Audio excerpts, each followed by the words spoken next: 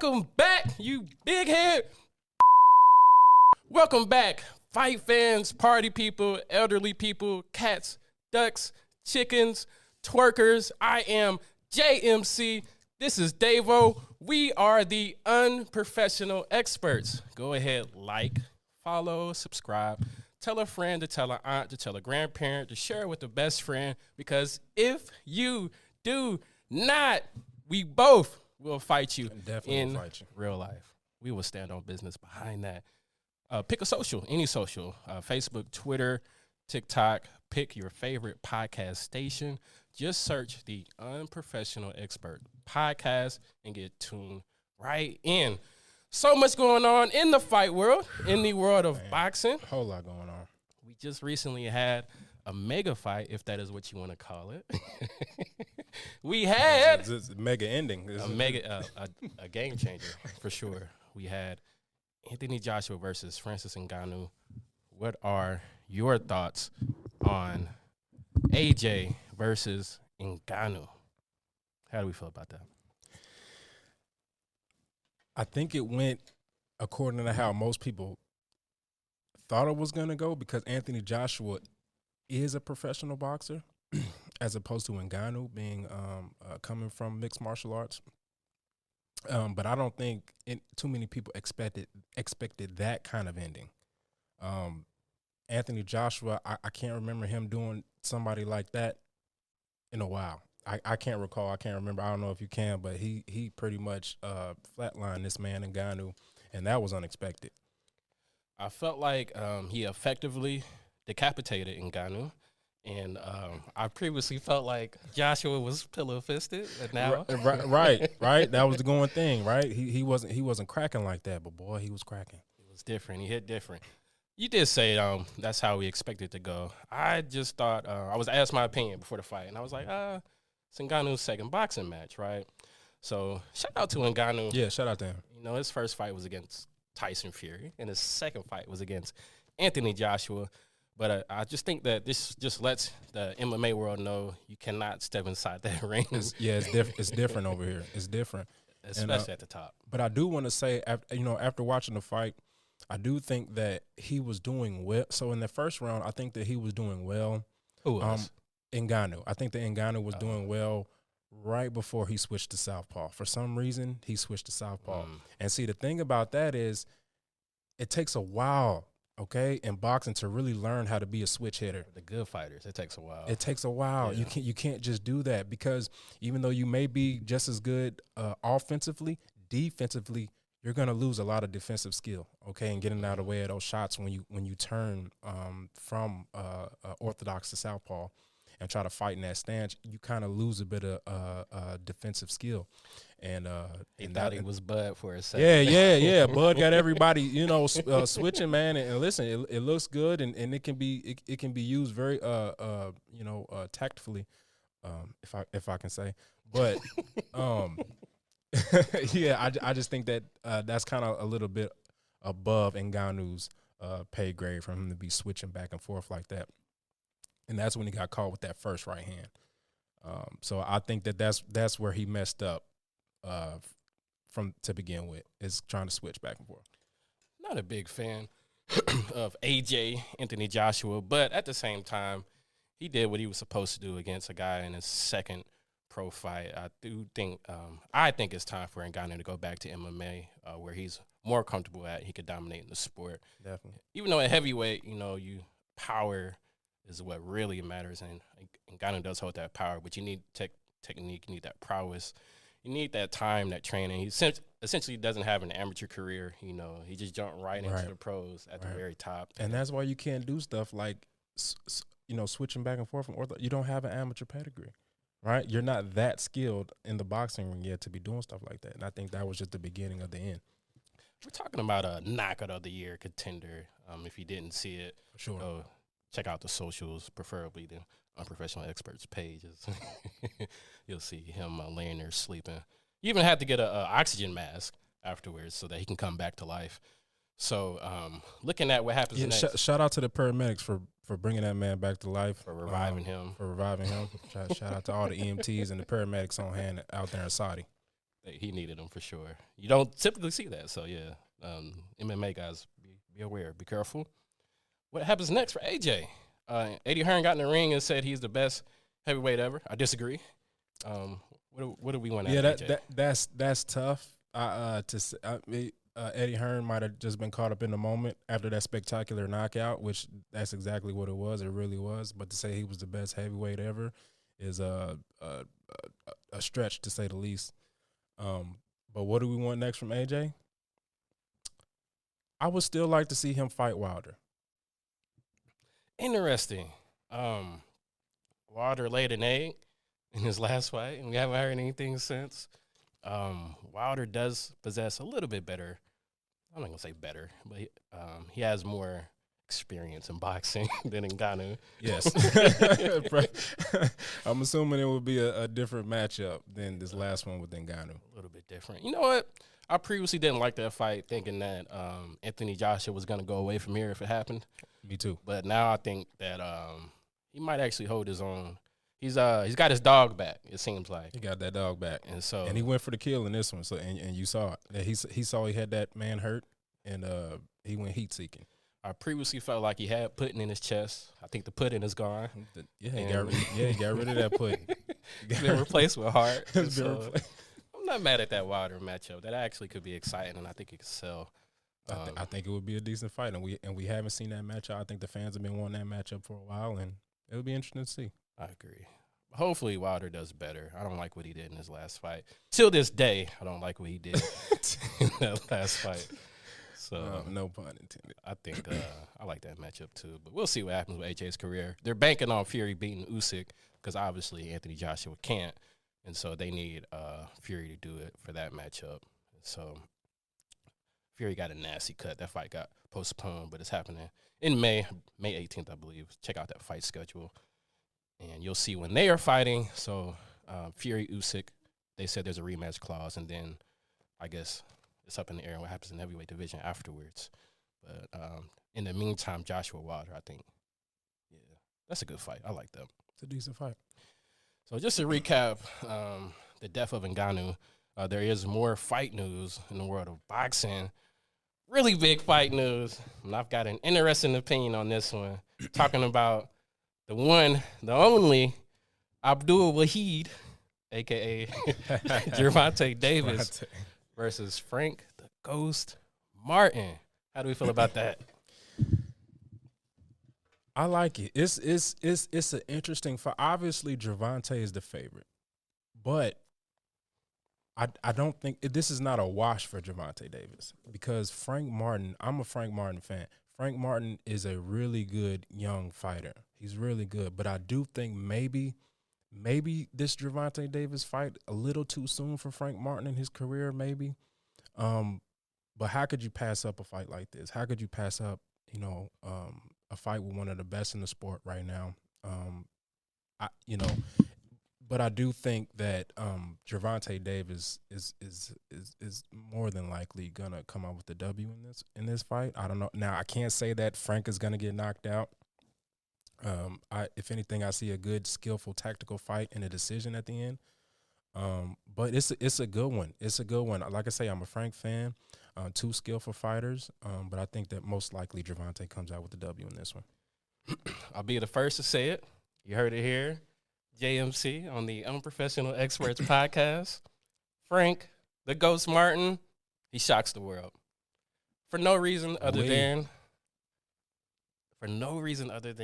I like a good underdog. There is no rhyme or reason to that prediction. He shocks the world. But I would say Gervonta typically has the skill edge by a long shot in most of his fights. And the skill edge is not that wide in this one. Frank Martin has a lot of skill. Absolutely. And I think that it's going to show in this fight. We've seen Gervonta behind once, but his power brought him back, and he was able to come back and knock that guy out. But I think Frank's skill set will hopefully keep him from getting that big bomb landed on him. Hopefully he's sharp. As long as he's sharp. I'm not the biggest fan of Derek. What's his last name? Derek James. Derek James. Okay. He was a trainer of the year for a couple of years. He was the greatest trainer ever, and now it's looking rough for him. So he really can't have Frank come out there and lay an egg. But say Frank goes out there, he's sharp, he's skillful, he's careful, he's on point, he's not getting caught with those counter punches. Frank Martin shocks the world. Listen, I'm I'm not in opposition to that. Like I say, I'm a Frank Martin fan. I think he's a really good young, strong, and also the skill difference and the power difference. Frank Martin has power as well. Now, it's not the same as Gervonta. I will admit that his power is not the same, but Frank Martin also has some pop. You know, he didn't look as well in his last fight out, but I think Frank Martin comes back and has a good showing. He has to have a good showing against Gervonta Davis. And Gervonta Davis is also coming off a pretty lengthy lengthy layoff as well. So we'll see. Both of these guys kind of trying to shake the rust off a little bit, but I really do think it'll be a good matchup. And I think are we going for the underdog on this one? Are we both going for Absolutely. we might be going for the underdog on this one. This makes me think of Canelo and Bivol. I think it's like, oh, this is a guy I can pick on, and I think it's going to be not quote unquote a cherry pick, but I think it's going to be a cherry pick gone wrong. And I think Frank Martin is going to excel, and I think everyone's going to be surprised by his skill level and how he matches up with Gervonta. I agree. A cherry pick going wrong, a tune-up going wrong. If Frank Martin very well could shock the world. Now, Frank, if you get knocked out, we're gonna have to delete this footage. So I don't see that happening. I think he's got a little. I mean, we are talking about Gervonta Davis though, you know, and that's kind of what he does. So, you know, I guess we can't. You definitely can't rule that out. But I don't see Frank getting knocked out.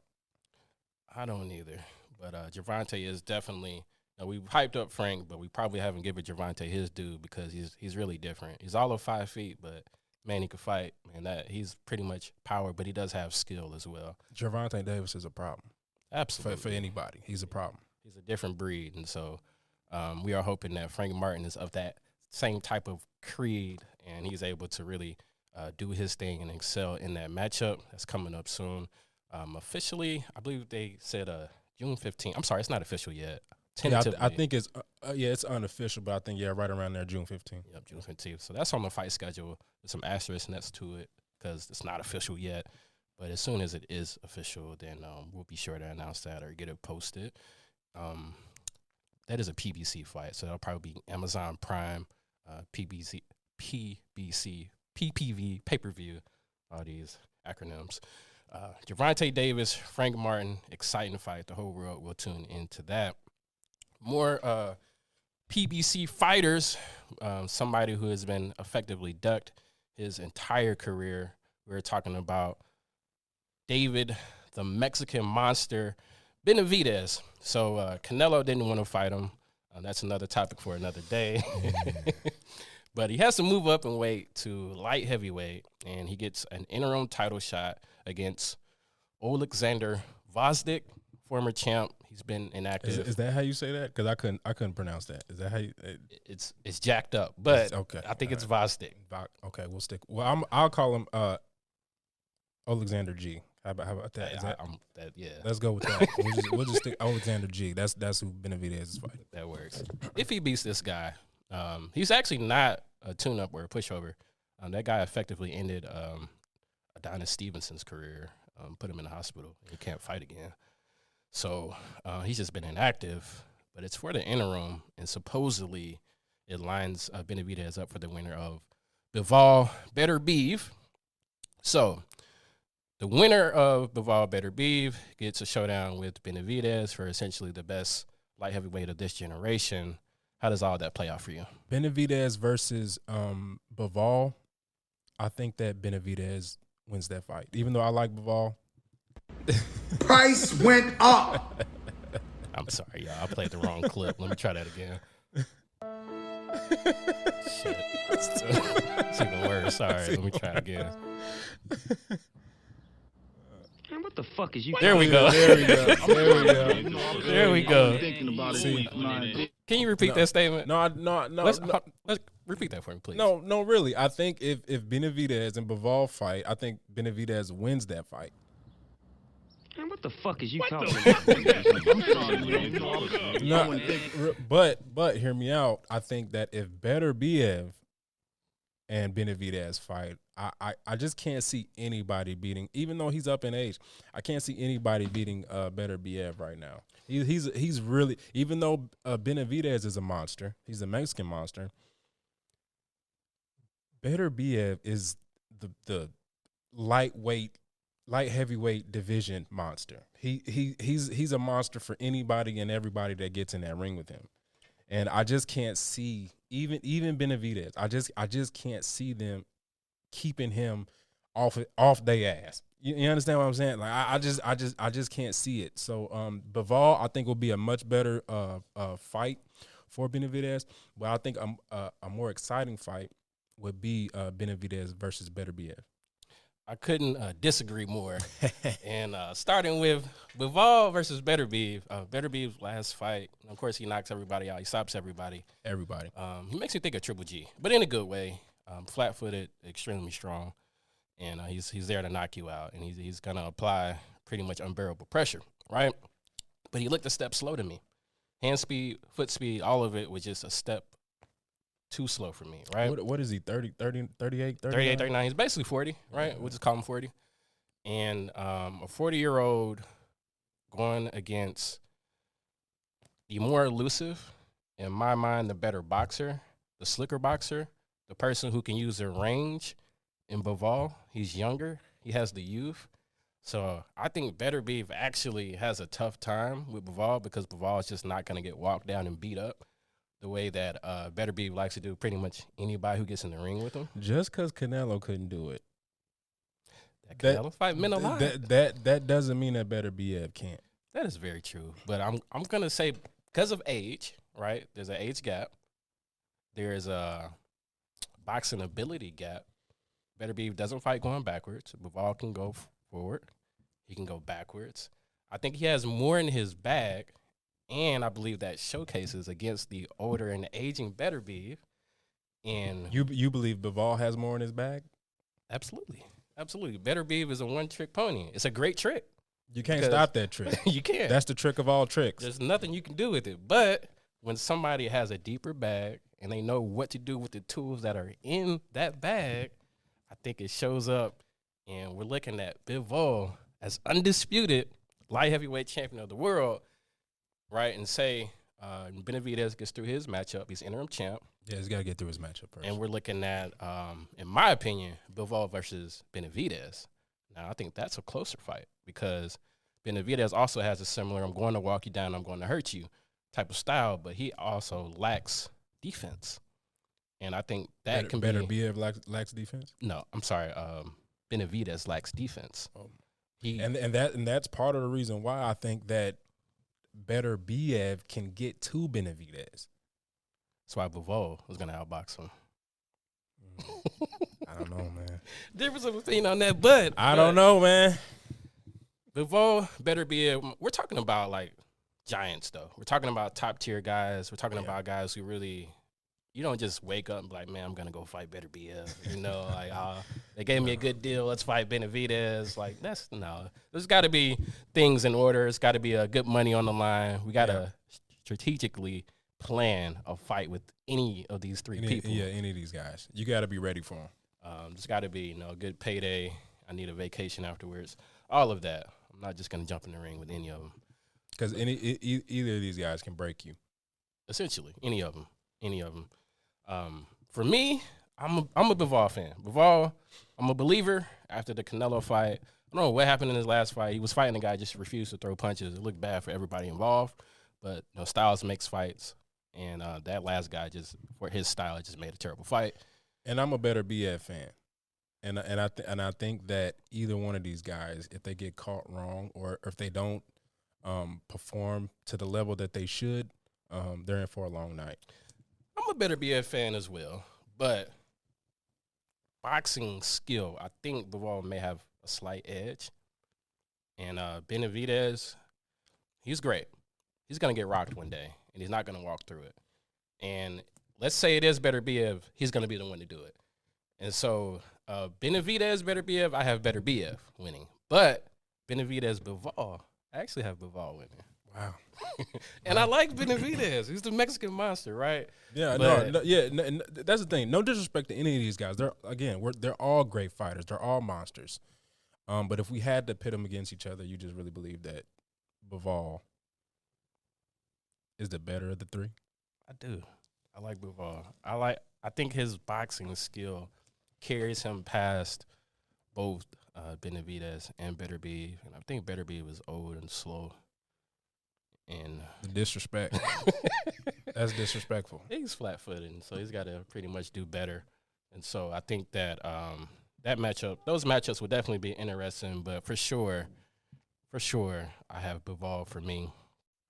But we'll see how that plays up. Benavidez has an interim matchup that he has to get through first. Then once he gets through that interim matchup, then he'll be able to match up with the winner of Bivol and Beterbiev, then potential rematches. So that is, we're talking about end of the year, early next year, before any of that even takes place.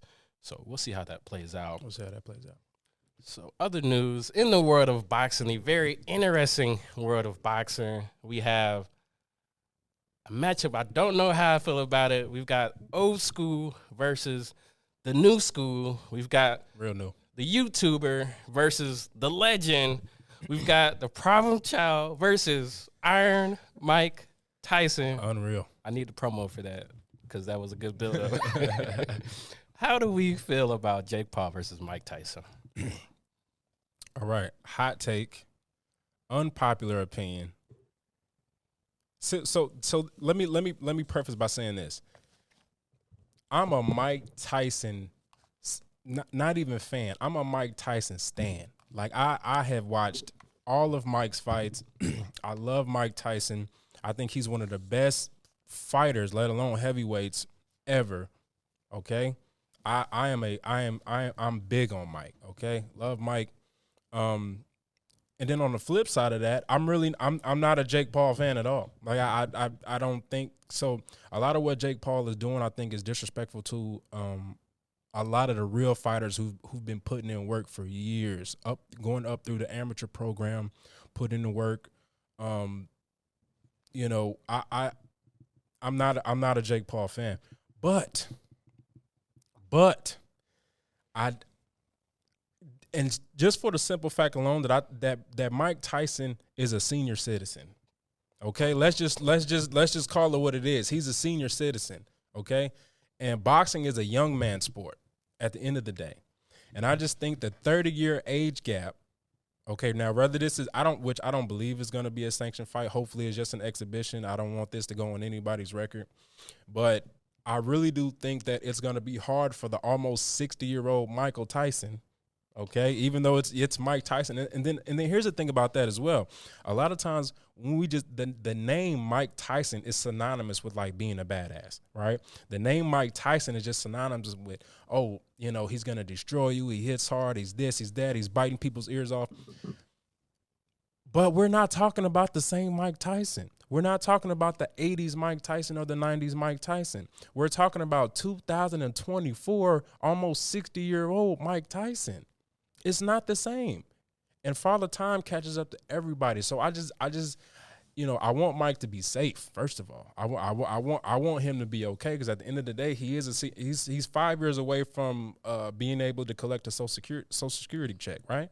I mean, he's up there in age. And so I just don't think that this is smart for people his age to be doing, even though it's Mike Tyson. And I think the young man, even though he's nowhere near as talented as Mike, ever was, I just think youth wins out versus experience in this one. That's my hot take on that. Without question, Iron Mike destroys Jake Paul. He's still Iron Mike Tyson. You've seen the workout videos. He's in his drawers and his Skechers, hand patting like crazy. He's obviously still a problem, right? I mean, but let's be honest. Let's be honest. Hitting the hand pads, a lot of people can look good doing. I mean, even though we're talking about Iron Mike, he did it in real life too. So Yeah, he did it in real life 100 years a ago, long time ago, right? for sure. Right? So that's why I say like hitting the hand pads and the heavy bag and everything is great. It's Mike Tyson. See, It's see, iron. it's the name. It's Mike- the aura of Mike Tyson that I think He captivates. knocked Jerry Curl juice off of froze. What was his name? Steven Johnson. He knocked it. He knocked The his man juice. in his clear off. heyday was unstoppable. He was different. He's still different. Keyword in his heyday. Even at 80, I'm not fighting Mike No, Tyson. no. See, And the 80-year-old that's Mike ridiculous. can potentially deliver bombs, and I think they should sanction it. And I even looked up titles. There's a vacant IBF cruiserweight title that they could fight for. No way. And we're talking about a world title fight between completely two undeservedly people. But And then whoever they fight next, they get completely destroyed by whoever it is. Just vacated. Yeah. Yeah. Oh yeah. Yeah, just just vacated. vacated. Okay. Just for this fight. They should sanction it. The IBF is terrible anyway. Why not? Right? The IBF strips people of titles all the time. So this could be an IBF title fight. Just vacated if that was ever the case. They could get stripped or they could vacate after the fact. We had a knockout of the year on Friday with Anthony Joshua. And I think you predict another knockout of the Iron year candidate. Mike, he basically knocks off Jake Paul's swoop. Like we might need more oxygen mask. I'm talking about knockout of the year contender on Netflix live. On Netflix. That's interesting in and of itself. Is that it's streamed for free on Netflix. Is it going to be free? It will be free. If you have a Netflix subscription, it's free. Make sure I pay my Netflix. Yeah, you got to pay that. You got to pay that if you want to see that. Iron Mike, he's built different. I watched Jake Paul's last fight, and he wasn't supposed to be in the main event, but the main event got canceled. Bunch of foolishness. But as I was watching that, I'm thinking to myself, man, I'm ready for the Jake Paul experience to end. Like, I really dislike how you said it's disrespectful to boxing that he gets to go right to the top simply because he's a celebrity, essentially. I agree with that. And so if anybody can end this foolishness, this circus, that celebrity boxing, it's time for it to go away. And so we brought out the big dog to do it. It's Iron, it's Mike, it's Tyson. I just wish that this was the big dog from 30 years ago. That's what I wish, you know. I mean, we're talking about the death of Jake Paul. You know, Yeah. Then we're really talking about the death of Jake Paul. We need to have every paramedic in the city lined up to carry this man out of there if we're talking about 30 years ago. But again, we're talking about 2024. No, Iron Mike is still Iron Mike. Some people are built different. You know, LeBron is still playing 42 years later. You think LeBron could do the same thing he's doing at 57 years old? Absolutely.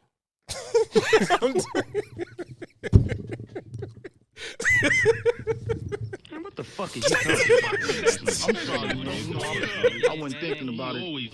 Yeah, you wasn't thinking about it. At 57, you think LeBron is putting up triple doubles? Man, LeBron he's built different. All right, we off topic. Let's talk about it. We off topic, I mean, Mike.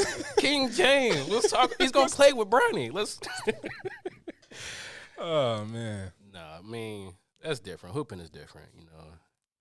But yeah, because you don't play boxing, and I think that's what Mike is doing a little bit, right? Actually, that's probably what both of them are doing a little bit. But he gets a check out of it, you know. Yeah, so, you know, they both can get a check. I mean, I would do it. You know, if Netflix and them offered me it, I would do it. I would fight either Mike or Jake Paul. If Netflix offered you, a couple million to fight Iron Mike right now, no training, do you take that? Sign me up. All right, I'm not. Sign me up. I'm not. I saw what he does in his Skechers, and I don't want any part of it. Absolutely not. It's good and bad for boxing. It gives people false hope that they can just get in the ring with legends. And so you absolutely just cannot decide that, hey, I'm going to go fight Mike Tyson. It's a bad idea. But Jake Paul, he's got a little experience, and he's been doing it for a little while now. And you know, I'm not to say that he should be in there with Mike, but he's not just a random guy off the couch. You know? He's random. He's a celebrity. He's been training, I guess is my point. Yeah. It's still Mike Tyson. I don't know. So the aura of Mike Tyson, that's what everybody's. I mean, that definitely carries a long way. I mean, I don't know. He would listen, he would, like, again, I'm a fan. Stan. He was the man. But right now, in 2024, I'm here to tell you right now, we don't care. Let me tell you. We don't care. It is what it is. All right, we all right. He's a senior citizen at this point. I got Iron Mike, but you're probably gonna hate me for having Iron Mike so tough because we got to go over our fantasy matchups, right? We got to talk about who's great, who could have beaten who in completely unrealistic matchups that'll never happen, but for the sake of arguments that have to happen because they are important to boxing, to podcasts, to sports talk. I agree. Guy talk. Mike Tyson, since we're on the Mike Tyson train right now, versus Deontay, the Bronze Bomber, Wilder. Before you start, I've got Deontay, but go ahead. Okay. And I wholeheartedly disagree with you because we're talking about prime Mike Tyson, correct? Prime. Okay. Now we're talking about late 80s Mike early Tyson. 90s. Okay. Before prison Mike. Before prison Mike. Okay. Before the Buster Douglas fight. Before the Buster Douglas fight. Okay. But that is important that you mentioned that. So, okay. Now, again. I'm sorry. Let's not say before Buster Douglas. Again, okay. Now we're talking about the real Michael Tyson, right? Now we're talking about that guy that had everybody shaking in their boots, right? No socks, right? No robe, okay? He was there to kill people. Tiny black shorts. Tiny black shorts. Now we're talking about the real Mike Tyson that everybody has an image of in their mind, okay? Mm-hmm. And in my mind, okay, he completely destroys Deontay Wilder, okay? Mike Tyson was no stranger to fighting tall opponents. Okay. Now, I do not think that Deontay Wilder has ever had the skill set to keep somebody like Mike Tyson off his ass. And I think once Mike gets on the inside, once Mike starts delivering the body shots and he starts bringing them up the middle and around the side, Deontay Wilder is in for a long night. All right. That man, I just don't think that Deontay Wilder survives very long. He may make it a round or two dealing with the prime Mike Tyson, the speed, the footwork, the power. I think Deontay Wilder will be pussy popping on the handstand. That's just my opinion. All right. All right. Hard to follow that up, but hear me out. Hear me out. All right. Hear me out. So, Teddy Atlas, and I'll go on record. Shout out to Teddy Atlas. I'll go on record. Teddy Atlas is a hater. I'll point that out before I make my point. Teddy Atlas is a hater. All right. But something this hater said that I felt like was very valid. He said that you are not in a real fight until you face adversity. Right. Speaking about Mike Tyson.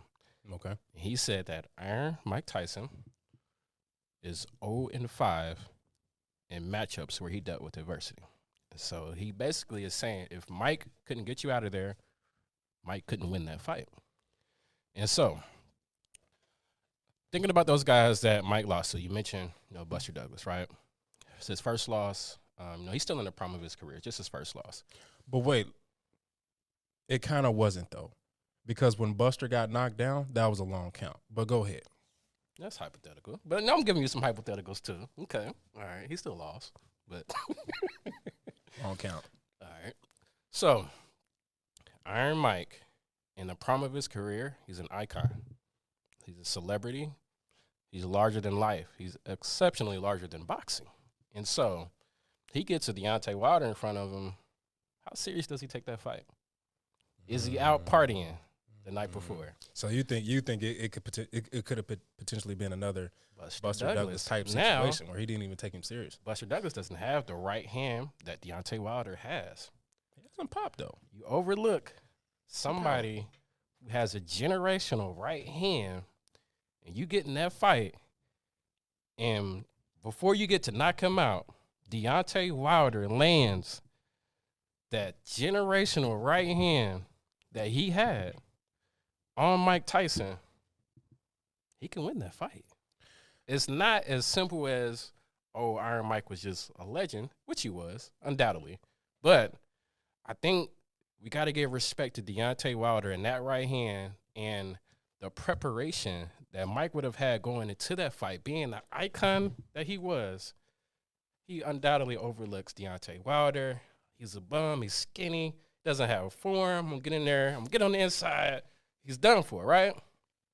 Deontay Wilder lands that right hand. It changes history. So hypothetically, I disagree. Okay. I do think that Mike takes Deontay serious just because of some of the things that you're saying. That right hand is crazy. I mean, I think in any era he would have been knocking people out. So I don't think Mike or his team overlooks that. I really think that they prepare. And then also, Mike did I don't know what you call them, neck ups or neck rolls for a reason. Okay, Mike Tyson could take a shot. All right, Mike, you wasn't just gonna hit Mike one or two times and get him out of there. He could take a shot, and I don't think that Deontay would have just hit this man with a good right hand and got him out of there. He wasn't that type of guy. I mean, this is a Hall of Fame heavyweight fighter we're talking about. These men can take punches. Mike Tyson is out feeding his tigers. He may or may not be doing bumps. He's having the time of his life. Leading up to that Deontay Wilder matchup, Wilder misses one or two of them, right, because of lack of technique. But going back to the Buster Douglas matchup, right, going back to what the hater and Teddy Atlas said, he was 0-5 in adversity. And I just don't think that – we're talking about pre-Tyson Fury, Deontay Wilder. I just don't think you get through that fight without any adversity. That's true. I mean, I agree with that. I think that there is there would be adversity there for Mike Tyson in that fight. But I'm sorry, I cannot see Deontay Wilder lasting too long in a ring with a prime Mike Tyson with the type of footwork and head movement, speed, and power that Mike possessed in the late 80s. Sorry. Till this day. Great matchup, intriguing matchup, right? One of the ones that'll never happen. Go ahead and give us your opinion, right? Go to the socials. This is something that we really need the listeners, the viewers, everybody that's tuned in, what you have to do, right? So we just gave our takes on Iron Mike versus Deontay Wilder, right? Say, man, this guy's crazy. He thinks Deontay Wilder beats Iron Mike Tyson, right? Crazy. Add us, mention us, use the hashtag in real life, right?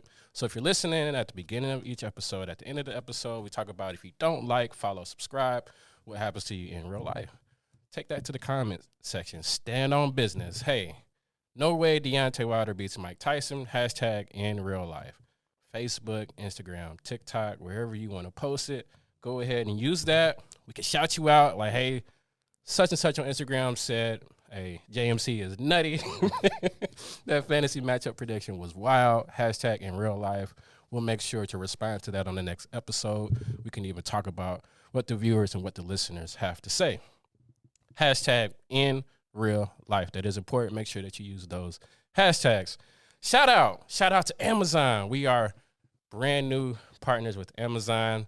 There's a link in the link tree in the bio below, or if you're on any of the socials, just use that link tree. Check out that Amazon link. It's a boxing gear, merch, most highly recommended stuff in the boxing game.